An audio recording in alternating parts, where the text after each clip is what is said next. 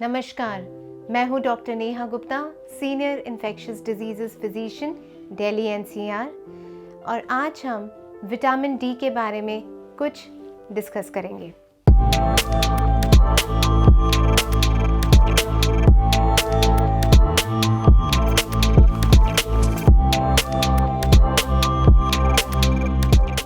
Vitamin D क्यों ज़रूरी होता है? विटामिन डी सिर्फ बोन्स के लिए ही नहीं बट ओवरऑल जनरल हेल्थ के लिए बहुत ज़्यादा आवश्यक है। विटामिन डी नॉर्मली हमें सन एक्सपोजर के द्वारा प्राप्त होता है, बट अब इस समय अगर हम देखें तो पूरी क्लिनिकल प्रैक्टिस में ज़्यादातर पेशेंट्स को विटामिन डी की डेफिशिएंसी पाई जाती है। ये इसलिए क्योंकि ऑल्दो हमारे देश में बहुत ज़्यादा धूप है, बट फिर भी ज़्यादातर लोगों को वो धूप मिल नहीं पाती है, और ख़ासकर इस वजह से विटामिन डी की डेफिशिएंसी पाई जाती है। विटामिन डी ज़्यादातर हम लोग रिलाई करते हैं कि डाइटरी सोर्सेज से मिल सके या फिर हमें सप्लीमेंटेशन करना पड़ता है।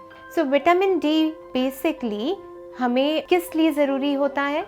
तो overall general health as well as ये हमें दूसरी बीमारियों से भी बचाता है।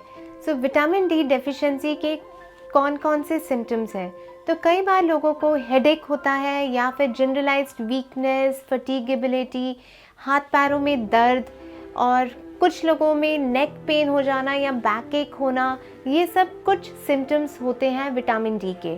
अगर शरीर में विटामिन डी की मात्रा कम है तो कई बार दूसरी इन्फेक्शंस भी ज़्यादा हो सकती हैं, जैसे बार बार रिकरेंट बीमार पड़ जाना, अपर रेस्पिरेटरी ट्रैक्ट इन्फेक्शन होना, या फिर कुछ लोगों में कई बार ये भी पाया गया है कि टीबी के पेशेंट्स में विटामिन डी की मात्रा कम होती है, और विटामिन डी ट्यूबरकुलोसिस से भी बचाता है। अगर विटामिन डी की डेफिशिएंसी है तो इसको ठीक कैसे किया जाए? तो पहला तो है कि फूड प्रोडक्ट्स जो कि विटामिन डी रिच हैं उनका सेवन करना चाहिए।